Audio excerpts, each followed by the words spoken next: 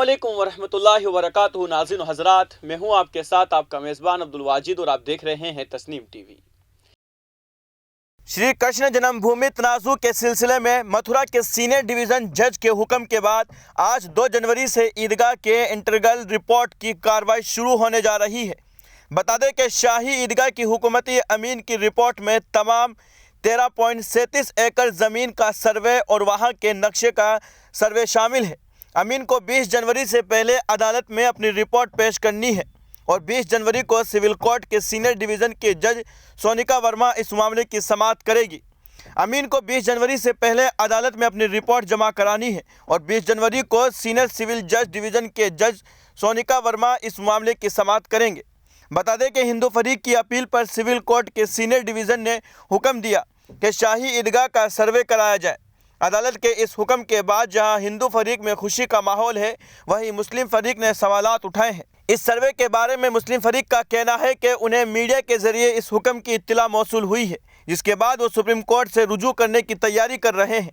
अदालत के हुक्म के मुताबिक शाही ईदगाह का सर्वे 2 जनवरी यानी आज से शुरू होगा। इसकी रिपोर्ट 20 जनवरी तक अदालत में जमा करानी होगी। सिविल कोर्ट ने इस मामले में शामिल तमाम फरीक को नोटिस भी जारी किया है। अदालत ने मदी विष्णु गुप्ता की अपील अमीन से रिपोर्ट भी तलब की है। यह अर्जी 13.37 एकड़ ज़मीन को खाली कराने का मुतालबे को लेकर दायर की गई थी। शाही ईदगाह की जगह के बारे में हिंदू फरीक का दावा है कि इस जगह पर स्वास्तिक की अलामत है, जो कि मस्जिद के अंदर कई मंदिरों की निशानी है।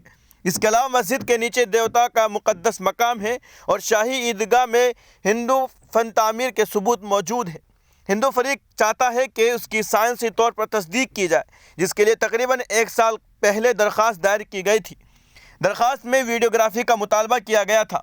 वहीं दूसरे फरीक का कहना है कि उन्हें इस केस का इल्म ही नहीं था।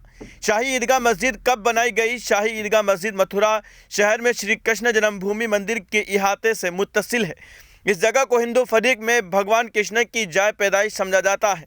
यह दावा किया जाता है कि औरंगज़ेब ने श्री कृष्ण की जन्म पैदाइश पर बने कदीम केशवनाथ मंदिर को मुनहदम कराया था और इस जगह 1669 या 70 में शाही ईदगाह मस्जिद बनाई।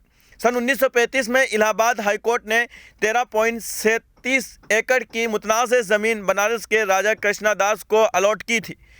1951 में श्री कृष्ण जन्मभूमि ट्रस्ट ने यह ज़मीन हासिल की थी। यह ट्रस्ट 1958 में श्री कृष्ण जन्म स्थान सेवा सिंह और 1977 में श्री कृष्ण जन्म स्थान सेवा संस्थान के नाम से रजिस्टर हुआ था। 1968 में श्री कृष्ण जन्म स्थान सेवा सिंह और शाही ईदगाह कमेटी के दरमियान होने वाले मुआहदे में ट्रस्ट को इस 13.37 एकड़ ज़मीन की मिल्कियत मिली और ईदगाह मस्जिद का मैनेजमेंट ईदगाह कमेटी को दे दिया गया।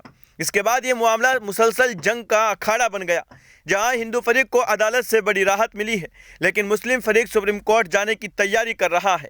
AIMIM के सरबराह असदुद्दीन ओवैसी ने पीर के रोज़ मथुरा में शाही ईदगाह मस्जिद कॉम्प्लेक्स के मकाम के सर्वे करने से मुताल्लिक फैसले पर ट्वीट किया था। उन्होंने लिखा था कि मेरे ख्याल में ये हुक्म गलत है। सिविल कोर्ट ने 1991 के एक्ट की खिलाफ वर्जी की है। सर्वे को पहले पैमाइश के तौर पर इस्तेमाल किया गया। माहिरीन कानून के मुताबिक के यह आखिरी पैमाइश होनी चाहिए। मैं हुक्म से मुत्तफिक नहीं हूँ। इससे कबल भी 24 दिसंबर को असदुद्दीन ओवैसी ने इस मामले में ट्वीट किया था, जिसमें उन्होंने कहा था कि बाबरी मस्जिद के फैसले के बाद मैंने कहा था कि इससे संघ परिवार की शरारत को फ़रोग़ मिलेगा।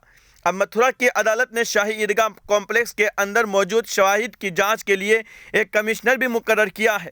यह हुक्म इबादत गाहों के कानून के बावजूद इस तरह की कानूनी चाराजोई पर पाबंदी के बावजूद पास किया गया। तो फिलहाल की खबरों में इतना ही। मुल्क और गैर मुल्क की तमाम बड़ी खबरें जानने के लिए देखते रहिए तस्नीम टीवी। आपके मेज़बान अब्दुल वाजिद के साथ अल्लाह हाफिज। तस्नीम टीवी परिवार की तरफ से आप सभी को नए साल की मुबारकबाद।